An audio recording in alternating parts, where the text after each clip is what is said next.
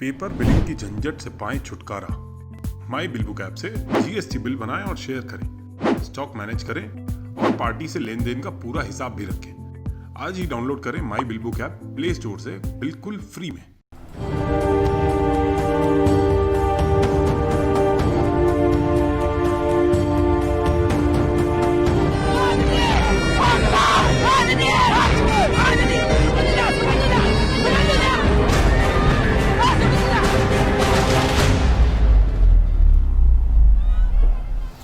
नमस्कार दोस्तों, एक बार फिर वक्त है जब हम ठहर कर तसल्ली से दिन भर की उन ज़रूरी खबरों पर बात करेंगे जो फटफटिया अंदाज में या तो आपको बस छूकर निकल गई या फिर आपसे छूट गई, लेकिन उन्हें जानना ज़रूरी है। कोरोना वैक्सीनेशन, कितने दिन दूर रह गया है आपसे कोरोना का वैक्सीन, ये इसके बारे में मैं आपको बताऊंगा। किसानों और सरकार के बीच बातचीत में सुप्रीम कोर्ट की जो एंट्री हुई है, क्या वो 1.5 महीने से चल रहा किसान आंदोलन खत्म करवा पाएगी? चुनावी सरगर्मी के बीच पश्चिम बंगाल में हो रही है प्रतीकों की राजनीति। टीएमसी और बीजेपी झगड़ रहे हैं बंगाल की विभूतियों को अपना बनाने के नाम पर। चौथे क्रिकेट टेस्ट को लेकर भारतीय टीम की दिक्कतें किस तरीके से लगातार बढ़ रही हैं और विरुष्का यानी विराट और अनुष्का की नन्ही परी की वायरल होती तस्वीरों की सच्चाई क्या है?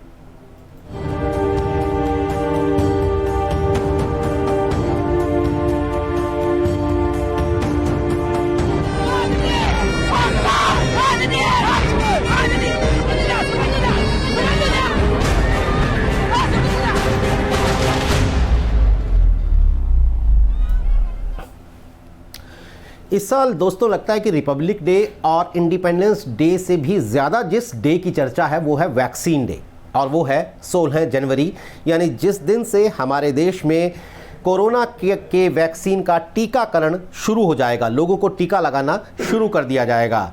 पुणे के सीरम इंस्टीट्यूट से 56 लाख डोज आज 13 शहरों के लिए निकल गई हैं। तैयारियां जोरों पर हैं। इस बीच स्वास्थ्य मंत्रालय और ICMR यानी Indian council for medical research ने एक प्रेस कॉन्फ्रेंस की और उन्होंने बताया कि कोरोना के जो मामले हैं वो देश में वैसे भी लगातार घट रहे हैं और अब बस 2 लाख से कुछ ज़्यादा मरीज़ ही रह गए हैं जो संक्रमित हैं।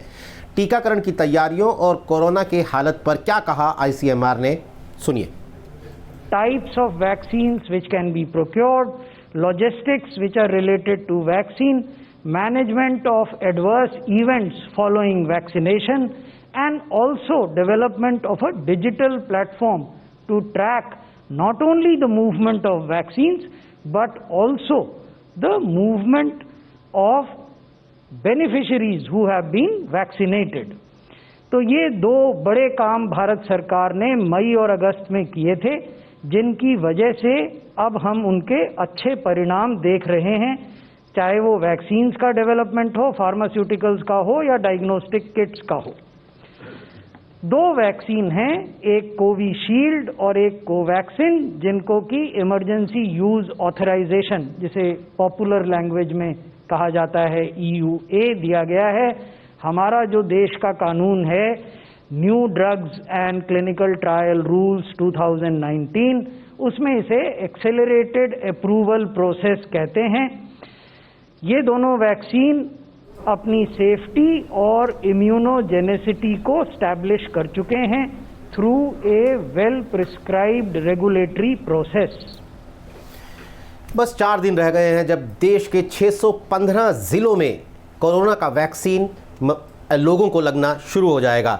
दरअसल आज सीरम इंस्टीट्यूट से जब कोरोना वैक्सीन का लोडेड ट्रक निकला तो जो उनके CEO हैं आदार पूनावाला, पिछले दिनों से लगातार सुर्खियों में रहे हैं, उन्होंने बड़े ही इमोशनल कुछ फोटोग्राफ्स अपने स्टाफ के साथ अपने सोशल मीडिया हैंडल्स पर डाले और कहा कि मैं अपने इस स्टाफ की, अपने इन कर्मचारियों का धन्यवाद करता हूं जिन्होंने देश के लोगों के लिए पिछले 10 महीने इस वैक्सीन को बनाने में कड़ी मेहनत की है।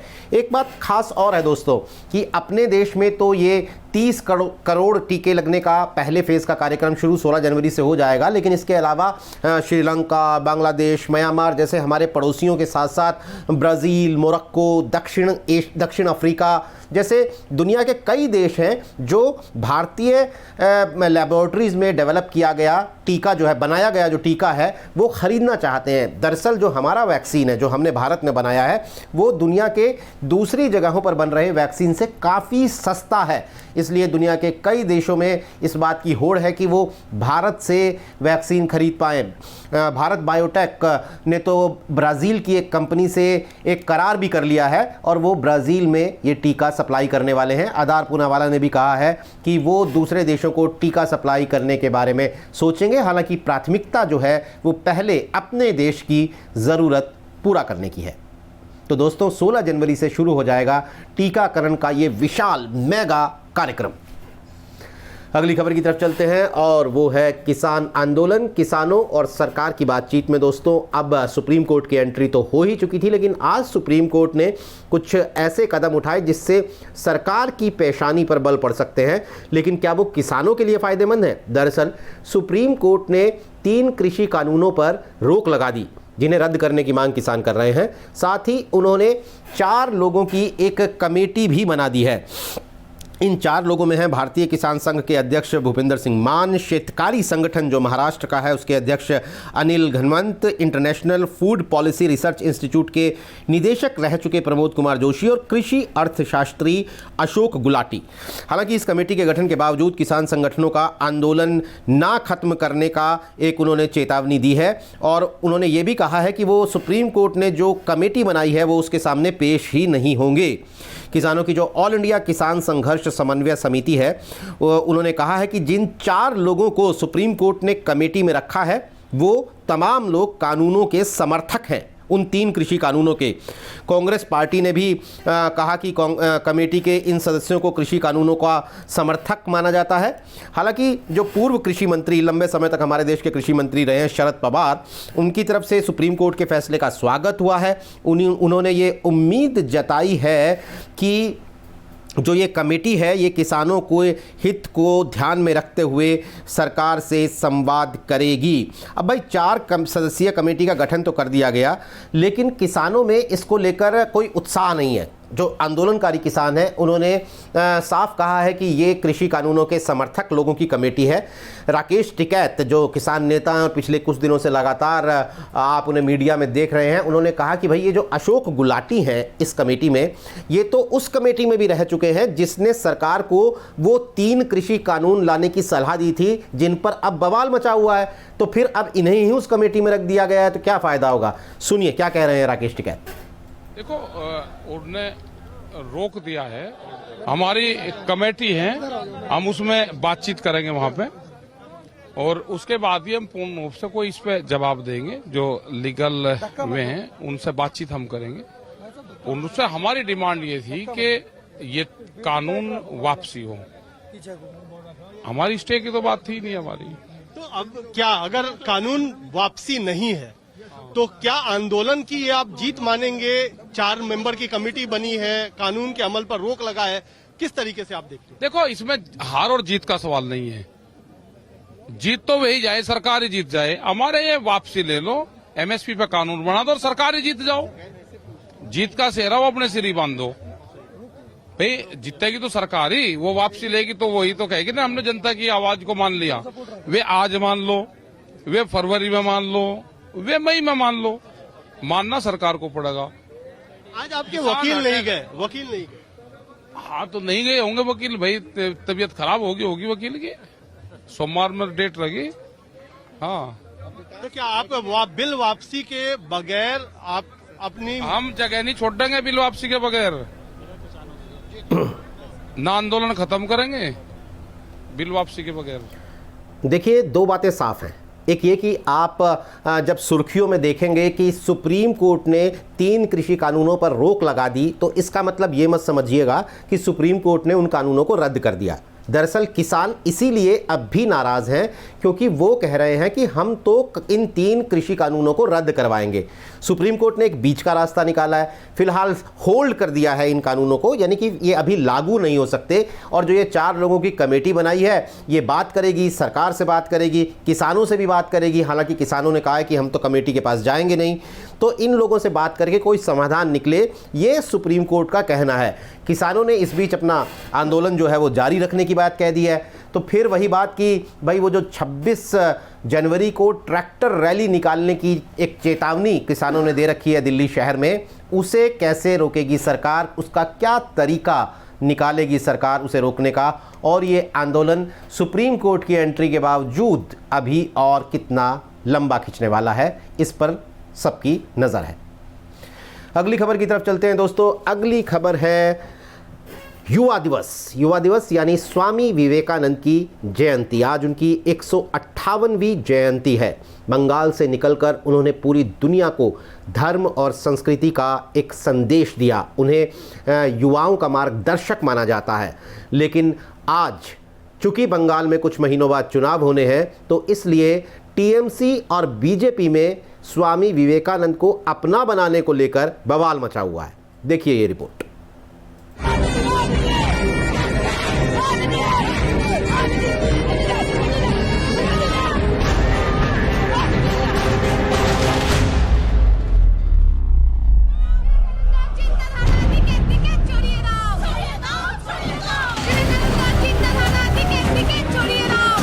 विश्व बंधुत्व का संदेश देने वाले स्वामी विवेकानंद को सियासी दायरे में बांधने की कोशिश जारी है।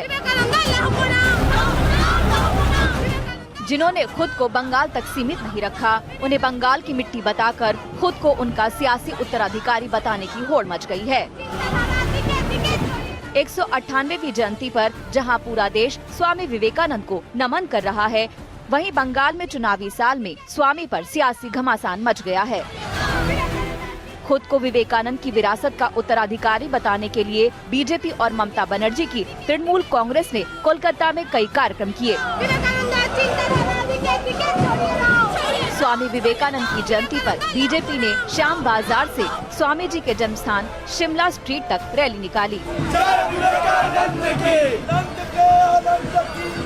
इसका नेतृत्व प्रदेश बीजेपी अध्यक्ष दिलीप घोष, राष्ट्रीय उपाध्यक्ष मुकुल रॉय समेत बीजेपी के दूसरे नेताओं ने किया।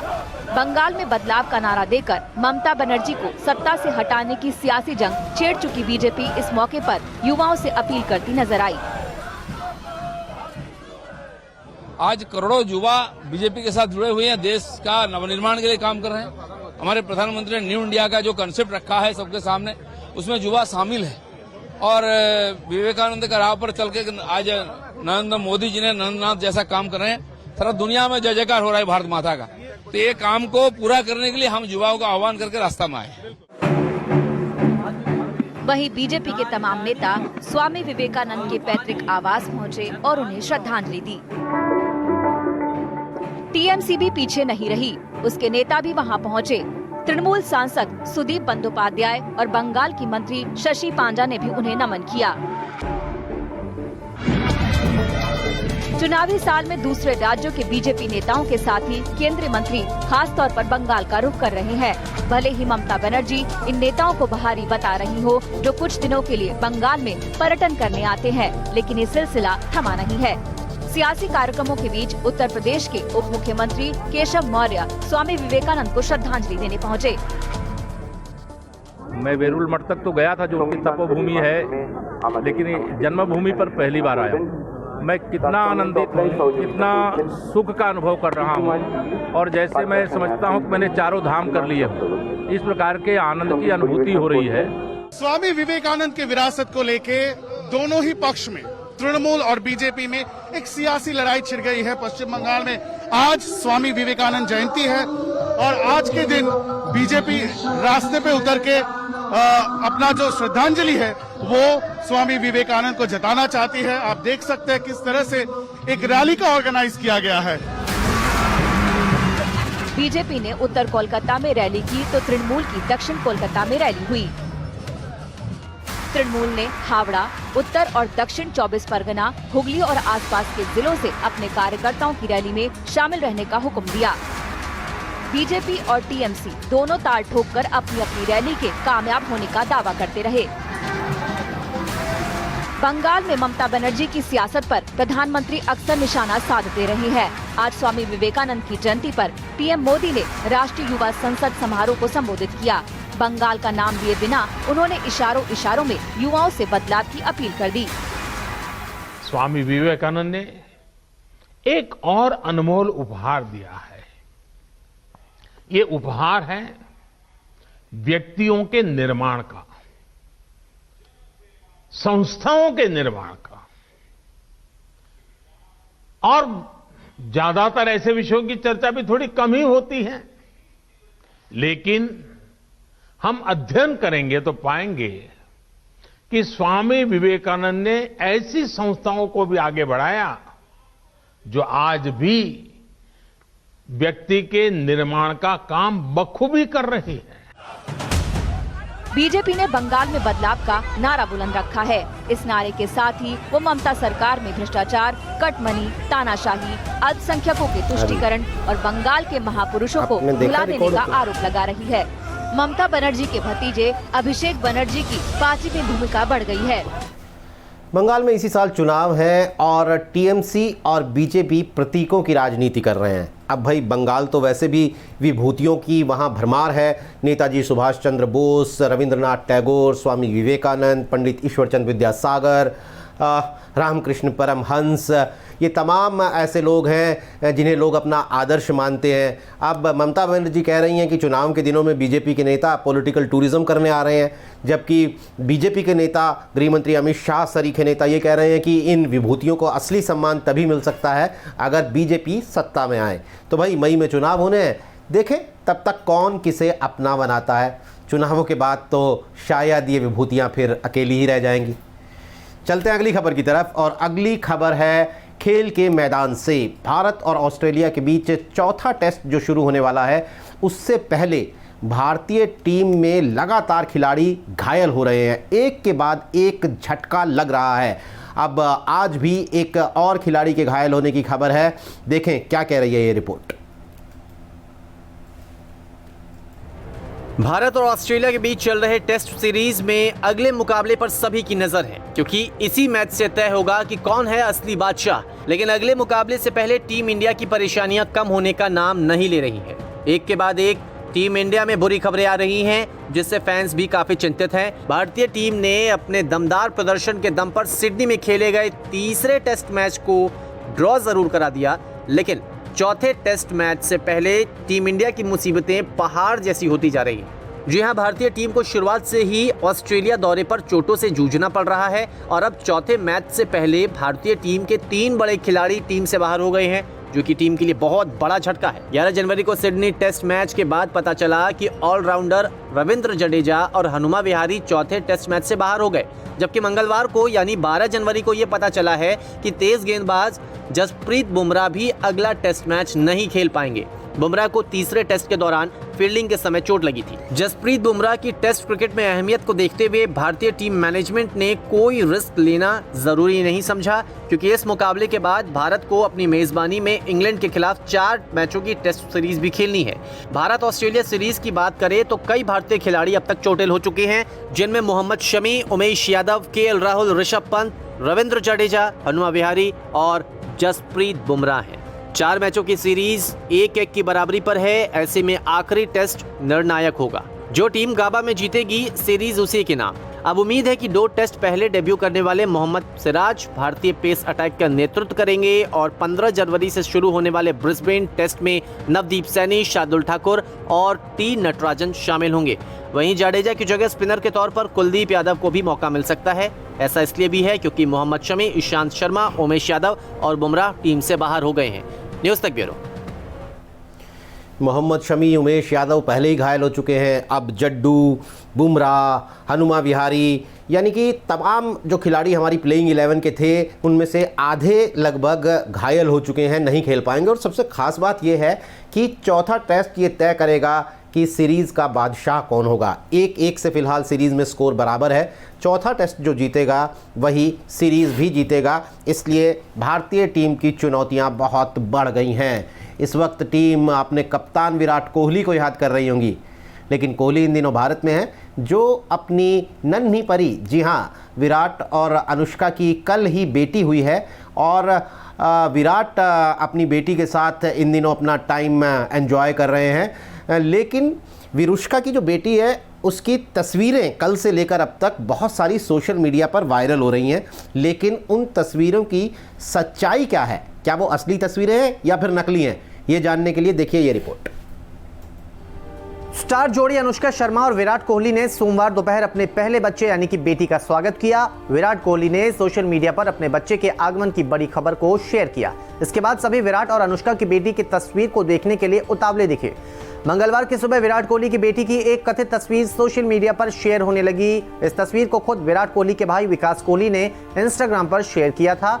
तस्वीर में एक छोटे बच्चे के पैर दिख रहे हैं और नीचे वेलकम लिखा हुआ है। इस तस्वीर के शेयर होते ही लोग ये समझने लगे कि ये विराट कोहली की बेटी की तस्वीर है। इसके अलावा एक और तस्वीर सोशल मीडिया पर आई जिसे लेकर दावा किया जा रहा है कि अनुष्का शर्मा अपनी बेटी के साथ है। दोनों ही तस्वीरें मंगलवार की सुबह से सोशल मीडिया पर खूब वायरल है। सबसे पहले बात करते हैं पहली तस्वीर की, जिसमें बच्चे का पैर नजर आ रहा है और जिसे विराट कोहली के भाई विकास कोहली ने शेयर किया। इस तस्वीर में जिस बच्चे का पैर दिख रहा है वो विराट और अनुष्का की बेटी नहीं है। रिवर्स इमेज सर्च से पता चलता है कि ये तस्वीर वास्तव में फोटो स्टॉक में है। ये विराट कोहली की बेटी नहीं है। इसे लेकर खुद विकास कोहली ने एक और पोस्ट इंस्टा पर शेयर किया जिसमें साफ किया कि ये विराट की बेटी की तस्वीर नहीं है, ये एक जनरल इमेज है जिसे विजुअलाइज करने के लिए सिर्फ इस्तेमाल किया गया था। विराट के भाई ने खुद लिखा है कि कुछ मीडिया संस्थान की ओर से इसे विराट की बेटी की तस्वीर समझकर प्रकाशित किया गया है, लेकिन ऐसा है नहीं। वहीं बात करें दूसरी तस्वीर की जिसमें एक बच्चे का चेहरा दिख रहा है, तो ये तस्वीर भी विराट की बेटी की नहीं है। अब आप देख लीजिए कि अपने जन्म के 24 घंटे के अंदर ही विराट और अनुष्का की बेटी जो है वो सोशल मीडिया पर छा गई है, वो भी झूठी गलत तस्वीरों के ज़रिए। दरअसल क्या है कि सोशल मीडिया का सबसे मनपसंद बच्चा है तैमूर, सैफ अली खान और करीना कपूर का बेटा, और उन्हें टक्कर देती हैं जीवा जो कि महेंद्र सिंह धोनी की बेटी हैं। तो आप समझिए कि हमारे देश में क्रिकेट और बॉलीवुड इन दोनों का जादू जो है वो सर चढ़कर बोलता है। तो इन दोनों ही जगह से जो बच्चे हैं, धोनी की बेटी और सैफ और करीना का बेटा, ये लोग सोशल मीडिया पर छाए रहते हैं। पेपराजी इनके पीछे दौड़ते हैं इनकी तस्वीरें लेने के लिए। तो अब विरुष्का की बेटी के बारे में अंदाज़ा लगाइए, जहाँ पर जो पिता हैं वो क्रिकेट के मैदान का शहजादा है और जो माँ है वो बॉलीवुड की शहजादी है। तो यहाँ तो भाई क्रिकेट और बॉलीवुड का डबल तड़का है। तो ये तय है कि विरुष्का की जो बेटी है वो पेपराजी का अगला टारगेट तो बनने वाली है। हालांकि भाई हमारी तो यही सलाह रहेगी कि अपनी तस्वीरों के चक्कर में किसी की प्राइवेसी में दखल नहीं देना चाहिए, और हम जैसा कि विराट कोहली ने कहा है कि हम उन्हें उनका स्पेस देंगे, और जब विराट और अनुष्का खुद चाहेंगे तो उनकी बिटिया की, उनकी नन्ही परी की तस्वीरें सामने आएंगी। तो दोस्तों, हमेशा की तरह अगर आपको हमारी ये बातचीत अच्छी लगी है तो न्यूज़ तक को सब्सक्राइब कीजिए और तक ऐप को डाउनलोड कीजिए अपने फ़ोन पर, और वहाँ पर हमने वीडियो कमेंटिंग का जो एक सेक्शन शुरू किया है वहाँ पर आकर वीडियो कमेंट कीजिए। सिर्फ लिखने की बजाय हमें बोलकर, हमसे बातचीत करते हुए अपने कमेंट्स दीजिए ताकि फिर हम उनके जवाब भी दे सकें। आज के लिए दीजिए इजाज़त, कल फिर मुलाकात होगी। नमस्कार।